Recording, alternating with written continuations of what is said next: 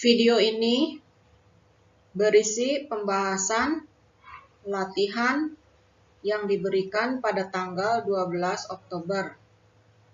Judul ionik dan kovalen bonding. Uji pemahaman diri nomor 6, halaman 141. Manakah di antara pasangan berikut yang diharapkan dapat membentuk ikatan ion? Dan jelaskan. A. Natrium dan oksigen. Natrium adalah metal golongan 1A membentuk kation +1. Oksigen adalah nonmetal golongan 6A membentuk anion O-2. Jadi senyawa yang terbentuk adalah Na2O. Jadi A bisa membentuk ikatan ion. Yang B, klorin Cl adalah golongan 7A. Oksigen adalah golongan 6A. Jadi dua-duanya adalah nonmetal, sehingga ikatan yang terbentuk adalah kovalen.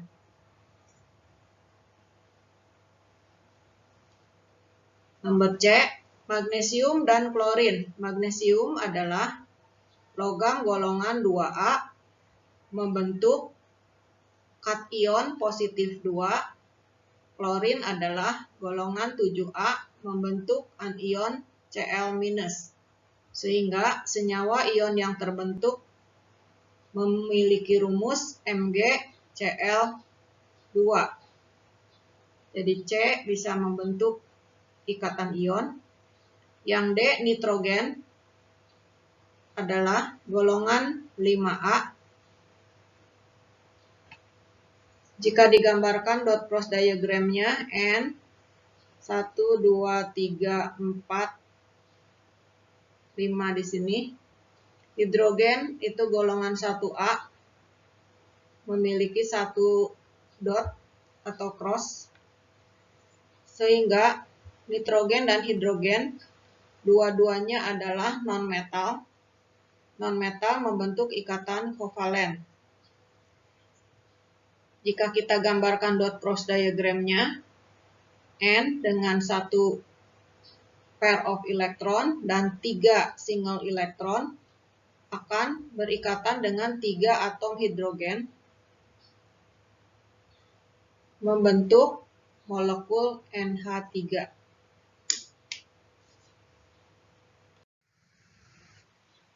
Jelaskan hakikat dari ikatan ion.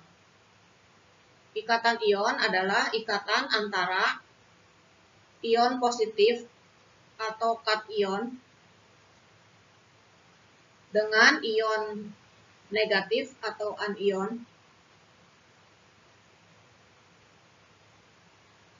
di mana kation berasal dari atom logam yang melepaskan elektronnya,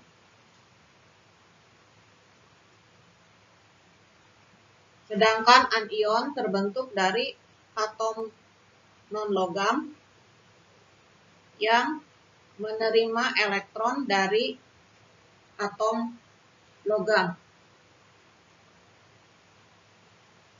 Rumus kimia senyawa ion adalah rumus empirisnya. Jelaskan maksud dari pernyataan tersebut. Senyawa ion terbentuk dari banyak molekul banyak ion positif dan ion negatif, sehingga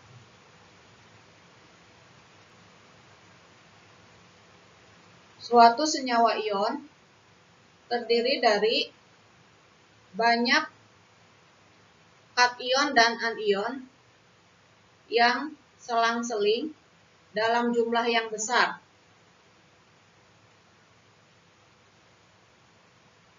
Rumus empiris adalah rumus yang menyatakan perbandingan jumlah ion positif dan jumlah ion negatif. Jadi untuk senyawa ion tidak ada rumus molekul. Yang ada adalah rumus perbandingan antara jumlah ion positif dan jumlah ion negatif. Rumus perbandingan seperti itu disebut rumus empiris. Perhatikan pasangan unsur berikut. 1 Na dengan N, 2 Mg dengan F, 3 Mg dengan N, 4 Al dengan N. A. Tentukan rumus kimia senyawa yang dapat terbentuk. B. Gambarkan proses pembentukan ikatannya. Nomor 1. Na dengan O. Jawaban yang A, tentukan rumus kimia senyawa yang dapat terbentuk. Nomor 1. Na adalah logam golongan 1A. O adalah non-logam golongan 6A. Jadi Na membentuk ion positif 1, oksigen membentuk ion negatif 2. Sehingga senyawa yang terbentuk memiliki rumus Na2O. Jumlah muatan positif harus sama dengan jumlah muatan negatif, sehingga senyawa bersifat netral. Yang kedua, Mg dengan F. Mg adalah logam golongan 2A. F adalah non-logam golongan 7A. Mg memiliki muatan 2+, F memiliki muatan minus. Sehingga senyawa yang terbentuk memiliki rumus MgF2. Yang ketiga, Mg dengan N. Mg 2+, N adalah non-logam golongan 5A.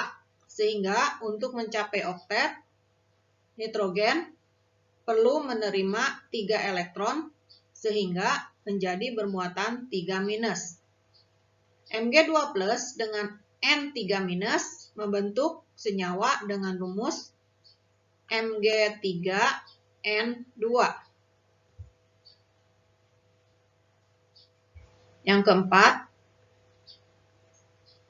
Al adalah logam golongan 3A sehingga Al memiliki muatan 3+. N adalah non-logam golongan 5A sehingga memiliki muatan 3-. Jadi senyawa yang terbentuk memiliki rumus AlN. Nomor B,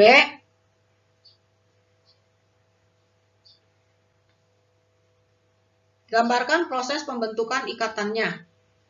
Nomor 1, Na dengan O. Na awalnya memiliki 1 elektron valensi, O memiliki 6 elektron valensi. Jadi atom O memiliki 2 bond pair dan 2 single elektron. Kekurangan atom oksigen untuk mencapai oktet adalah 2 elektron. Sedangkan atom Na hanya dapat memberikan 1 elektron valensi. Jadi, 1 atom O akan memerlukan 2 buah atom Na untuk diberikan elektronnya terhadap atom oksigen. Setelah proses serah terima, kemudian Na menjadi bermuatan positif 1, oksigen menjadi bermuatan negatif 2 karena menerima 2 buah elektron dari 2 buah atom Na.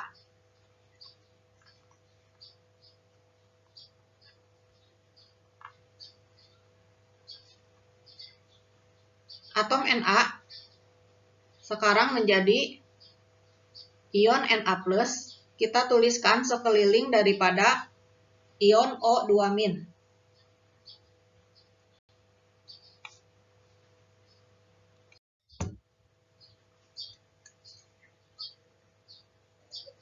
Nomor 2, Mg dan F. Mg adalah logam golongan 2A, sehingga Mg membentuk ion Mg2+. Sedangkan F adalah non-logam golongan 7A, sehingga F membentuk ion bermuatan min. Prosesnya, Mg memiliki 2 buah elektron valensi dan F memiliki 7 buah elektron valensi. Jadi, satu atom Mg memerlukan 2 buah atom F untuk dapat menerima 2 elektron dari Mg. Setelah proses ini, maka Mg menjadi bermuatan positif 2 tanpa elektron valensi, dan Mg dikelilingi oleh ion F-,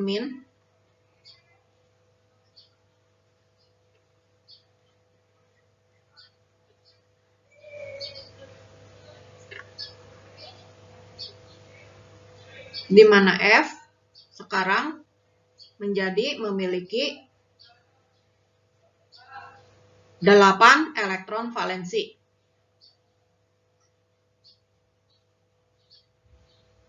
Yang ketiga, Mg dan N. Mg 2 buah elektron valensi ditambah N. N golongan 5A, sehingga single elektronnya ada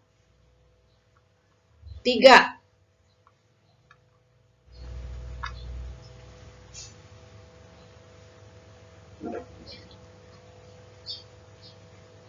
Jumlah elektron yang diberikan oleh satu atom Mg adalah 2, sedangkan jumlah elektron yang dapat diterima oleh satu buah atom N adalah 3.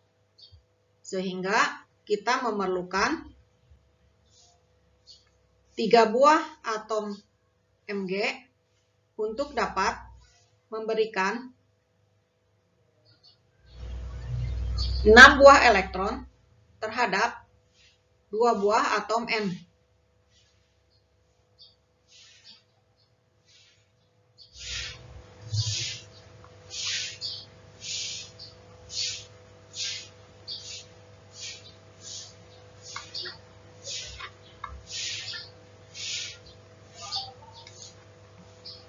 Setelah proses ini, maka Mg menjadi bermuatan 2+, dan ada 3 buah ion Mg2+. Sedangkan N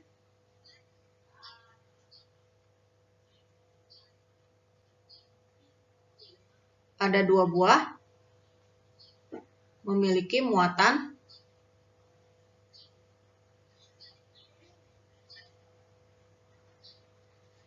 3-.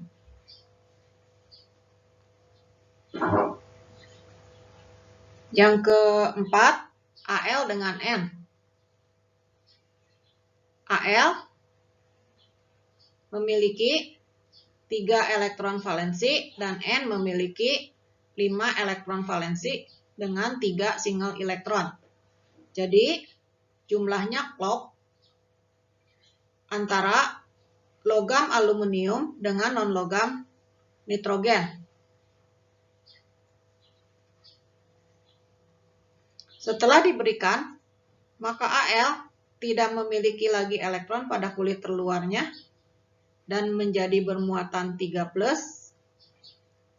sedangkan N bermuatan 3- karena menerima 3 elektron dari satu atom aluminium.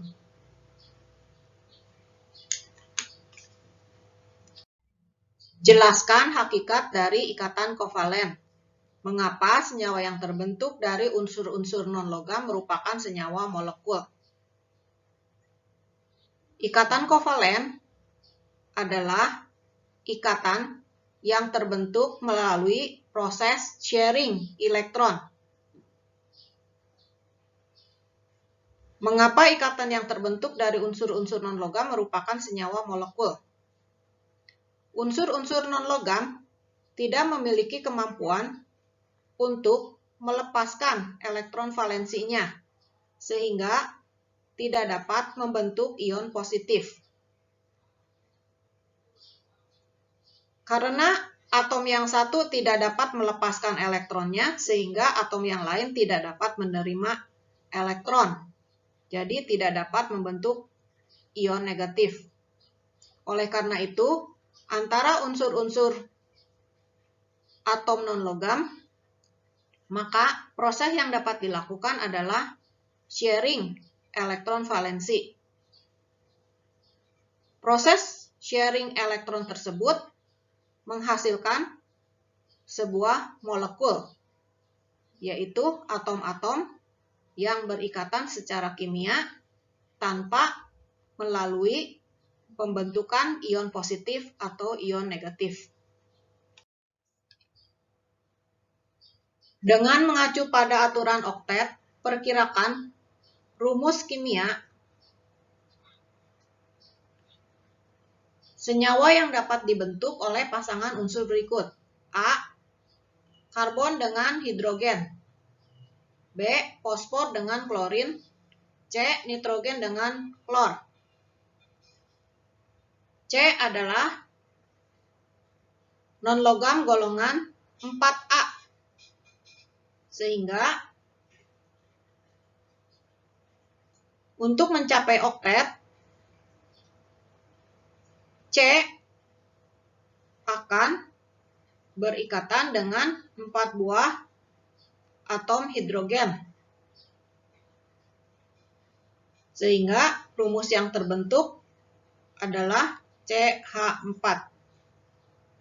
Fosfor adalah non-logam golongan 5A, sehingga fosfor memiliki 5 elektron valensi dan 3 single elektron.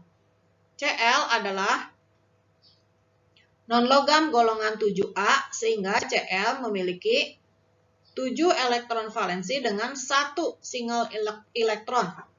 Sehingga satu atom fosfor dengan 3 elektron valensi akan memerlukan 3 atom Cl, sehingga rumus yang terbentuk adalah PCl3. Sedangkan antara N dan Cl, N adalah non-logam golongan 5 dengan 5 elektron valensi dan 3 single elektron. Cl adalah golongan 7A dengan 7 elektron valensi dan 1 single elektron. Jadi, satu atom N dengan 3 elektron valensi akan memerlukan 3 atom Cl dengan 1 elektron tunggal. Jadi, rumusnya adalah NCl3. 10. Gambarkan ikatan kovalen dalam senyawa yang terbentuk pada soal nomor 9.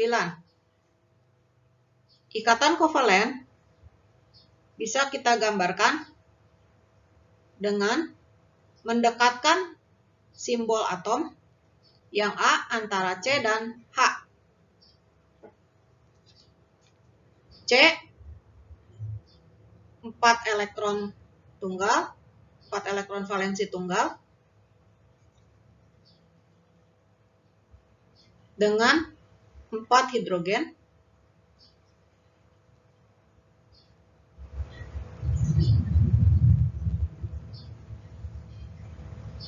Jadi sekeliling C ada 8, sekeliling H ada 2. Jadi C oktet, H duplet. Yang B, PCl3, P memiliki 3 single elektron dan 1 pair elektron.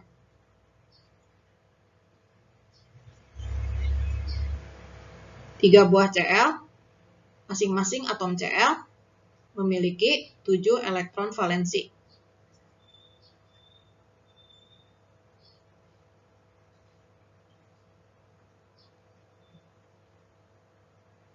Jadi, sekeliling atom sentral P terdapat 8 elektron valensi atau mencapai oktet. Sekeliling atom Cl juga terdapat 8 elektron valensi atau oktet.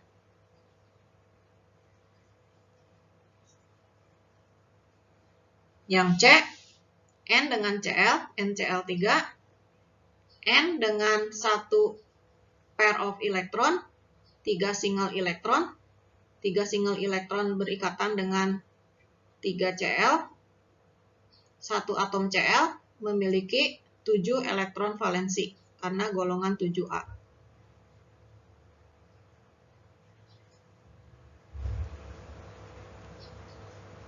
Jadi, sekeliling atom sentral N terdapat 8 elektron valensi dan sekeliling atom Cl juga terdapat 8 elektron valensi.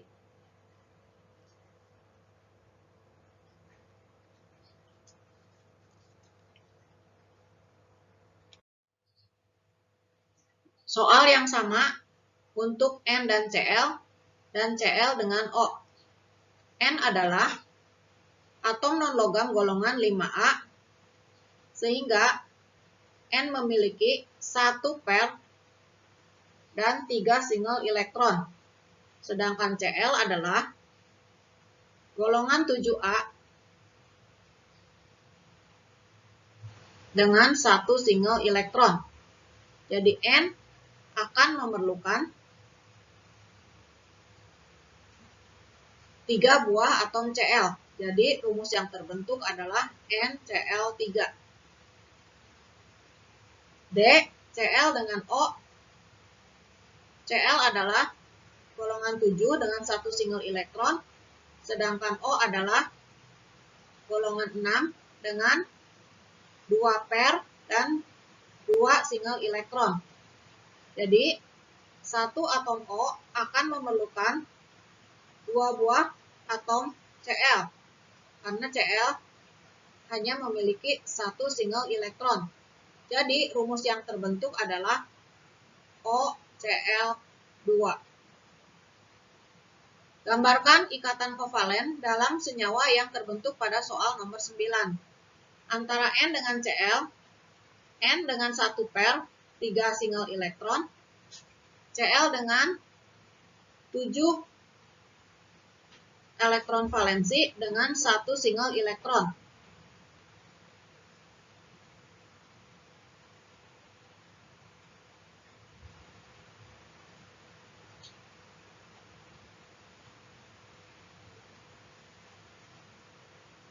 Nomor D, Cl dengan O, 1 buah O dengan 2 buah pair of elektron, 1 single elektron, memerlukan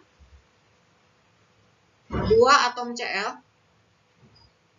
Atom Cl memiliki 7 elektron valensi.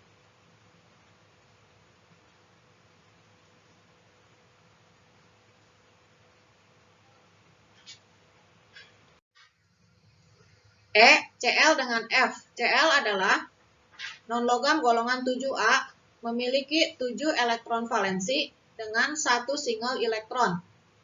F adalah juga golongan 7A dengan 7 elektron valensi dan 1 single elektron.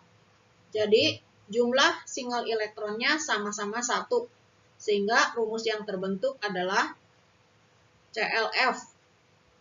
Jika kita gambarkan ikatan kovalennya, Cl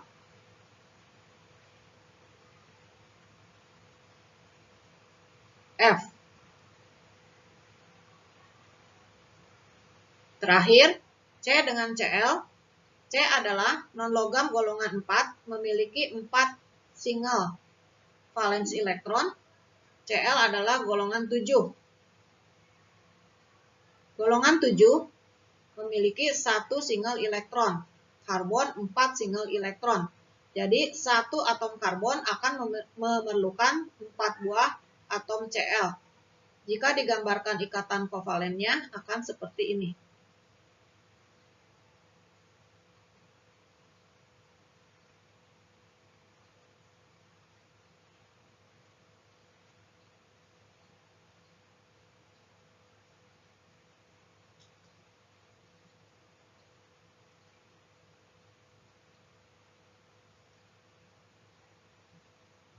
Atom sentral C memiliki 8 elektron valensi, Cl juga memiliki 8 elektron valensi.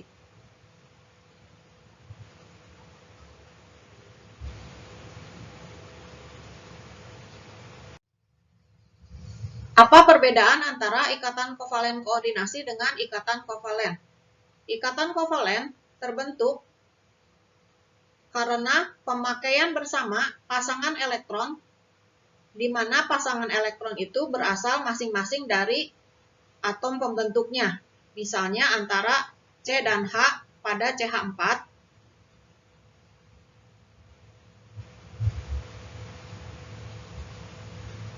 masing-masing atom menyumbangkan elektron tunggalnya untuk berikatan atau menjadi berpasangan. Sedangkan pada ikatan kovalen koordinasi, pasangan elektron ikatan berasal hanya dari satu atom saja. Kalau ikatan kovalen biasa, pasangan elektron ikatan berasal dari dua atom. Masing-masing atom menyumbangkan satu elektron. Jelaskan pembentukan ikatan kovalen koordinasi antara H2O dengan H+ membentuk H3O+. H2O, O adalah non-logam golongan 6A dengan 2 pair dan 2 single elektron. 2 single elektron memerlukan 2 buah atom hidrogen, sehingga rumusnya menjadi H2O. Jika H2O molekul ini berikatan dengan H+, maka H+ tidak akan menggunakan elektron untuk berikatan dengan H2O, karena H+ tidak memiliki elektron. Maka yang terjadi adalah H+ akan memakai pasangan elektron yang dimiliki oleh oksigen pada molekul H2O menjadi pasangan elektron ikatan. Sehingga secara keseluruhan molekul H3O menjadi bermuatan positif 1 akibat dari muatan yang dibawa oleh H+. Dan yang terakhir, jelaskan pembentukan ikatan kovalen koordinasi antara Bf3 dengan pH3 membentuk Bf3pH3. Boron adalah metal golongan 3A yang membentuk ikatan kovalen dengan 3 buah atom F.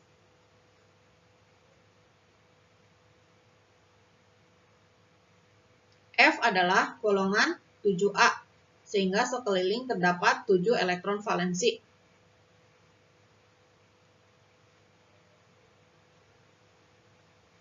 Ketika berikatan dengan pH3,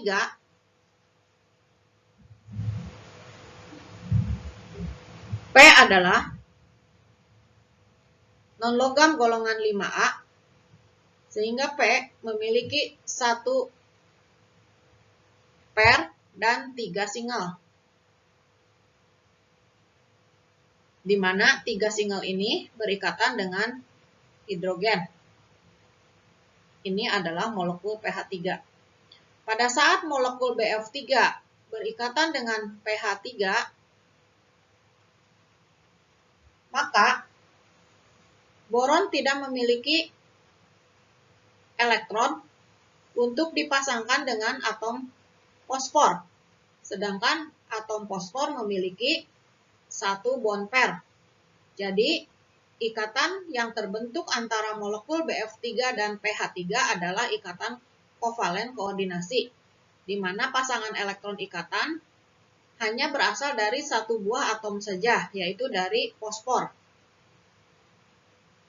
Jadi, kita dapat gambarkan ikatan kovalen koordinasi yang terbentuk antara BF3 dengan PH3 sebagai berikut.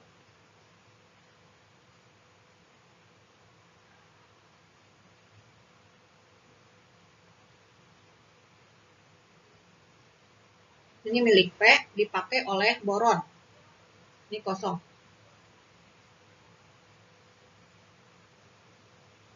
Jadi ini boron di sini. Boron berikatan dengan 3 buah F.